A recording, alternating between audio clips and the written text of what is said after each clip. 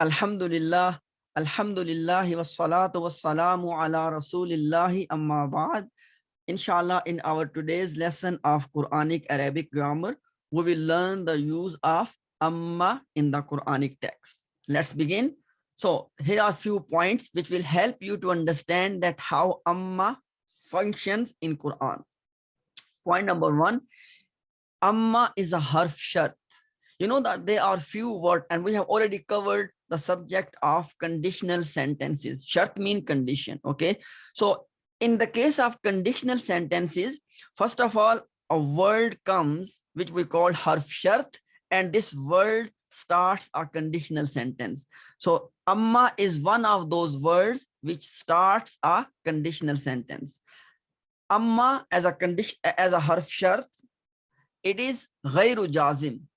You know, conditional particles, i.e. those words which start a conditional sentence, they are in two categories. Some of them are jazim. Jazim mean that they will make fail mudare majzoom. And some of them are ghayru jazim. Ghayru jazim mean they will not make fail mudare majzoom. So amma is ghayru jazim. And third point, it comes for tafsil. Okay, it explains something. Inshallah, when we see the example, I've explained that how it is explaining something. So in the books of Arab, that is how they talk about amma. They would say amma harf shart ghayru jazim tafsiliya, that it is a harf shart, it is ghayr jazim, and it comes for explanation. Next point, in its construction, in the amma construction, shart is considered mahzoof. Mahzoof means it's not given in the text clearly. It is implied in the text. Okay. So now you remember that in the case of conditional sentences, what comes first? First of all, you get harf shart, a conditional particle, harf shart, like amma in this case. After that, you have two sentences. First one is called shart, and then second one is called jawabu shart, right? In the case of amma construction, shart will be implied. Okay, shart will not be given. You will only get one sentence, and that one sentence will become actually only jawabu shart. Inshallah, I show you that in the examples very soon. Now comes the fifth point, that how this whole thing works. So first of all, you will have amma. After amma, there will be a ism, either in rafa status or in nasab status. Let's look at both possibilities one by one. So if ism after amma is in rafa status, that ism will become mubtada. And look at this footnote, when this ism will become mubtada, mostly you will see that our mubtada is a mausul and sila together, a relative clause. After amma, there will be a relative clause, and that whole relative clause will become mubtada. But that is not always the case. Sometimes it is simply an ism in rafa status. So what I mentioned in this point is that after amma, there will be mubtada. Okay, this mubtada will either be just one word in rafa status or a relative clause whole together. Clearly, okay, and then after that, there will be khabar. Okay, and with regard to khabar, note this very important point. Khabar part will begin with the kalima fa. It will always be the case that when the khabar will start, before the start of khabar, there will be fa attached. Okay, inshallah, we see this in the example. So this is the first possibility, and that is when after amma, there's a ism in rafa status, or there's a relative clause given, and that will construct jumla ismiya. Okay. Second possibility, if after amma, ism is in nasab status, that ism will become maf'ul, okay, which has come earlier, which we call in Arabic muqaddam. Muqaddam means that it has come earlier than expected, because normally, you know, in a jumla failiya, you first have fail, then file, and then maf'ul. But sometime immediately after amma, you will first get maf'ul, which means ism in nasab status, and then you will get a fail. Okay, and as we mentioned before, same is the case here, that fail part will begin with fa. So in the case of Jumla Ismiya, khabar part will begin with fa, and in case of Jumla Failiya, fail part will begin with fa. Okay, inshallah, all of this will be clear to you when I give you the Quranic example. Just inshallah, a couple of more points before we enter into our examples. So 6th point is that we normally translate in English language this amma construction by using as for blah, blah, blah. Okay, as for, and then something will come. Okay, and last point, I just mentioned it here, that don't confuse amma with another word, which is imma. Imma is a different particle, okay? Because imma, when imma is used, it is used for either or. Look at this example. Inna hadaynahu sabil. Indeed, we have guided him to the path. Imma shakiran, either become grateful, wa imma kafura, or become ungrateful. You see, imma, and then something came, and then second imma, and then something came. So whenever imma will be used, it will be used twice. First imma and then something, then second imma and then something. So first imma will be translated as either, and second imma will be translated as or. But the reason I mentioned this here is that don't confuse imma with amma. Imma is a separate word. Our today's lesson is about amma. Okay, now let's inshallah start our example, so everything can be in its perspective. Okay, look at this examples part, and just for the sake of clarity, I have, you remember I said that after amma there are two possibilities, either ism in rafa status or ism in nasab status.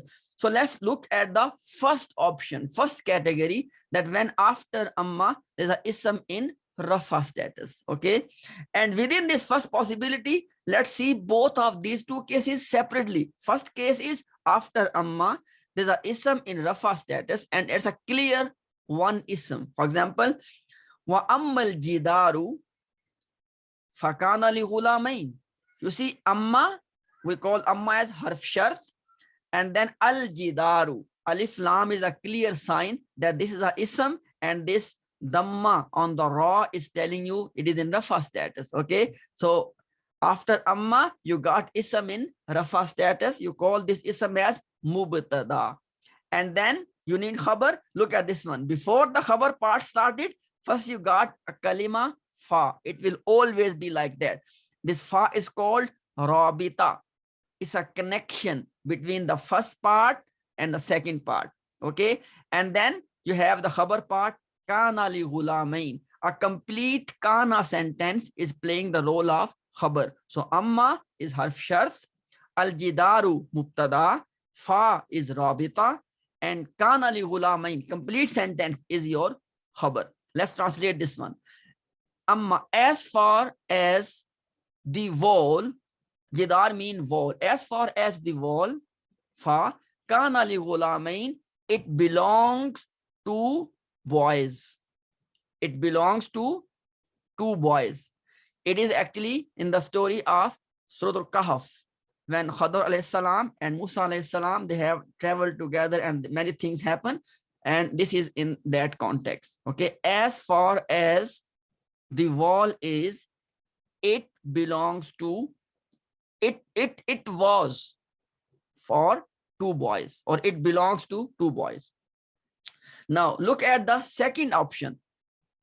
It is still in the same category when ism is in rafa status, but in this case it was a clearly one word ism in rafa status. But sometimes you have like that, you have a relative clause, it is still will be considered ism in rafa status. Look at this one.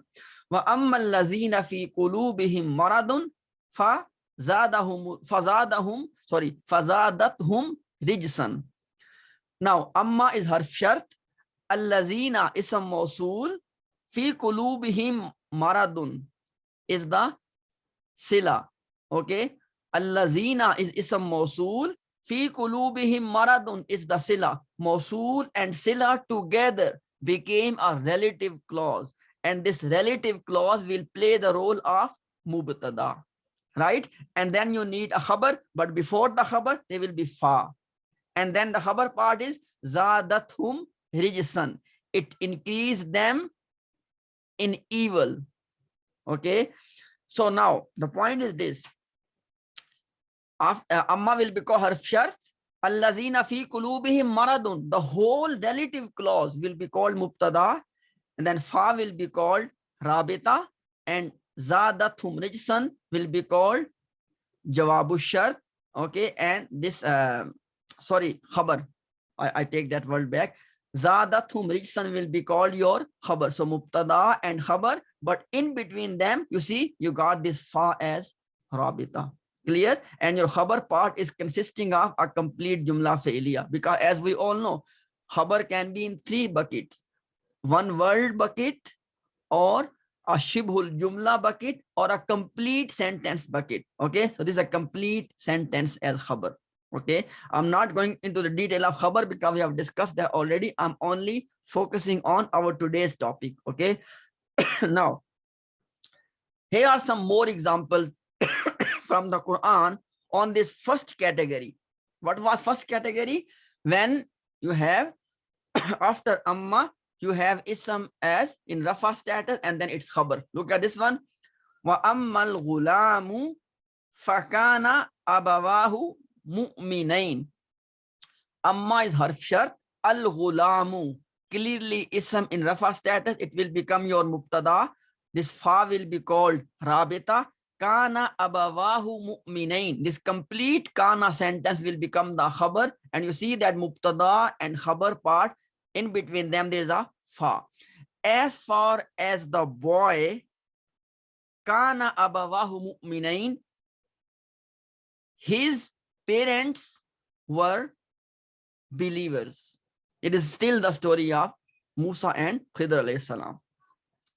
Amma safinatu fakanat limasakin. Amma harf shart. As-safinatu mubtada. Fa is the rabita. Kanat limasakin. Again a kana sentence. Okay, kana sentence is becoming the khabar. Okay, in which we have already discussed the kana construction. So that's why I'm not going into the detail of this one. I'm only highlighting the parts of a amma sentence. Okay. Another example for amma lazina. So amma safinatu, as far as boat, fa rabita, kanat limasakin, it belongs to the poor people. Okay. For amma lazina shaku fa finnar. So you see, after amma, you got a relative clause. Allazina is a mausul, shaku is the sila. So allazina shaku is the mausul is and sila together. A relative clause will play the role of mubtada. Fa will be rabita. Finnari will be khabar. It is shibul jumla khabar. Why? Because fi is jar and nari majroor. It's a shibul jumla khabar. Okay. So amma harf shart. Allazina shaku mubtada. Fa rabita. Finnari khabar. Okay. Now let's translate it. As far as those who are wretched, evil people, finnari, they will be in the fire. Amma man zalama, as we know that ism mausul, one category of ism mausul is the allazi and allazina family, as we saw in the example before, and another word which also comes as ism mausul, that is man. Okay, so in this, the reason I gave this example is that you should be very clear that there are other ism mausul as well. Once again, the topic of ism mausul and sila has already been discussed. Okay, but I just gave this example just to clarify for you that don't just think that only allazina family will appear as ism mausul. Other ism, because there are 2 types of ism mausul. Remember this. One is called khas, specific, and that is allazina family. Okay, and other category of ism mausul is called am, general, in which we have 2 words, ma and man. Just remember. Okay, I just reminded you what we learned in the subject in the lesson of ism mausul and sila. So anyhow, amma is harf shart, man ism mausul, zalama is the sila. Mausul and sila together became a relative clause which will serve the purpose of mubtada. Fa, rabita, saufa. Saufa is a word which restrict fail mudare to future tense. Okay. Nu'azzibuhu.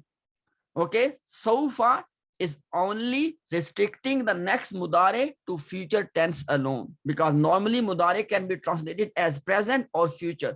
But when seen or sofa, either seen or sofa, when any of them is coming before mudare, then mudare is restricted to only future tense. Okay. So amma harf shart, man zalama relative clause will play the role of mubtada. Fa is rabita. Sawfa nu'azzibuhu will be called your khabar. In the khabar part, you got a complete sentence. Sawfa nu'azzibuhu. Now, amma, as far as man zalama, the one who wronged, the one who wronged. Fa sawfa nu'azzibuhu, we will punish him. Nu'azzibu, we will punish who? To him. We will punish him. Okay. So now, all of these examples and what I have given all of this so far, this was the first case, or you can say the first category in which after amma, there will be ism in rafa status, either a clear ism or a relative clause. Now let's enter into the second category, where after amma, you will get a ism in nasab status. Okay, look at the example. For ammal yatima, you see, al yatima, yatima is in nasab status. Fala taqhar. So amma harf shart, al yatima maf'ul, fa is rabita, la taqhar. La taqhar is a fail nahi. It's a command to not do something. Okay, la taqhar. This la taqhar, la is simply for nahi or for forbidding, and taqhar is the majzoom form of fail mudare, because when we use fail mudare for forbidding, we use majzoom form, because normal word was taqharu, but taqhar, it has become majzoom. Why? Because of this law of nahi or law of forbidding. Now, amma harf shart, al yatima maf'ul, fa is rabita, la taqhar is the fail. It is fail and it has a built-in file anta. Let's translate this one. And as far as al yatim, orphan, la taqhar, don't taqhar, you can say that don't oppress him. You know, don't do wrong with the yatim. Don't oppress him. Okay. As far as yatim, don't oppress him. Okay. Now, even obviously him is not given. I just put just to make sense of the sentence. Otherwise, la taqhar, don't oppress. Okay. So you see, al yatima is the maf'ul, la taqhar is the fail and file. So fail plus file, al yatima maf'ul, all together you only got one jumla or one sentence. Okay, that is jumla failiya. Okay, now you see, in the previous example we saw that before the khabar there was a fa. In this example, before the fail part will start, there will be a fa as connector. Okay, look at next example. Wa amma sa'ila fala tanhar. Amma harf shart, you see a sa'ila nasab status, it will be called maf'ul, and la tanhar is the fail plus file. It is again fail nahi, forbidding. Okay, now you see that before the fail part started, there's a fa attached here. Okay, now la tanhar is fail plus file, and as-sa'ila is the maf'ul. So fail plus file plus maf'ul together make one jumla fi'liya. Now, wa amma sa'ila, and as far as the one who is asking for something, la tanhar, don't repel him. Don't repel him, give him something. Okay. Now look at next example. Inshallah, I'll explain to you that why I gave this example. Wa amma bi ni'mati rabbika fahaddith. Okay. Amma harf shart, bi ni'mati rabbika. You see, ba is jar, Ni'mati is majroor, but ni'mati is connected to rabbika. Why? Because ni'mati and rabbika, if you translate them, you will use of. Ni'mati mean blessing, rabbi mean master. Blessing of master. You see, so you use of, which means that ni'mati and rabbika together will be in the bucket of majroor. Why? Because ni'mati and rabbika, they are connected. Rabbika is itself a mudaf ilay, but this mudaf ilay is playing the role of mudaf ilay for who? For ni'mati. So ba is jar, ni'mati rabbika majroor. Jar majroor together. We know that jar majroor is either mutalliq bil khabar or mutalliq bil fail. Let's see what you have here. For haddis, now haddis is a fail. So now you will say that this jar majroor is actually mutalliq bil fail. Okay, so in which wow amma is harf shart, bini'mati rabbika mutalliq bil fail, fa is rabita, and haddis is fail amr, it has built in file anta. Now let's translate this one. And as far as the blessing of your Rabb, fahaddis, narrate it. In other words, if Allah has given you any favor, any blessing, you should narrate as this Allah's favor. It should be manifested on your tongue and on your limbs. Okay, don't hide Allah's favors. So these were the examples in which you got ism in nasab status. And the reason I gave this last example is that sometime you might not get ism in rafa or nasab status. You might get a muta'alliq, and then you see that after the muta'alliq, if they will be a fail, you can call it one muta'alliq bil fail. Now, just one last point, inshallah, before we conclude our session. You know, sometimes this question is asked that the use of fa, because fa is used when jawabu shart part starts. For example, you have shart, you have jawabu shart, and jawabu shart part starts with fa. Now, sometimes they ask this question that what is the point of having fa in the middle of sentence? What I mean by this is, you see that we have only one sentence, mubtada and khabar, and in between that you have this fa. Now, look at this one. What happens in the case of conditional sentences? You have one action, and second action is immediately following the first action. For example, if you go there, you will find him. So me going there is the first action, and then me finding him is the action which follows from this. And this, if you go there, you will find him. So in the Arabic, you will find him part will have fa, right? Now, because even though it is only one sentence in the case of amma, but this one sentence has this feel that something, and then the second thing is actually following from the first. For example, for ammal yatima, and as far as the orphan, la takhar, don't repel him. Okay, you see, first thing is said, and then second thing is immediately following from the first thing. That's why you see this use of fa here. But remember this point, that in from a technical point of view, this amma sentences have only one sentence, and that is the jawabu shart part.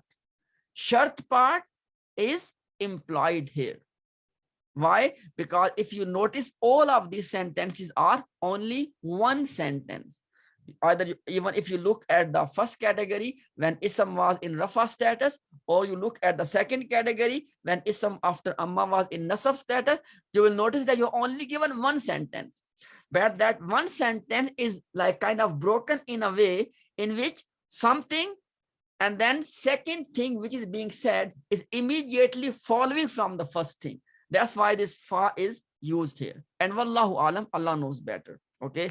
So inshallah, with this we end. May Allah subhanahu wa ta'ala give us deep understanding of Quranic text so we can enjoy the beauty of Allah's book. Assalamu alaikum wa rahmatullahi wa barakatuh.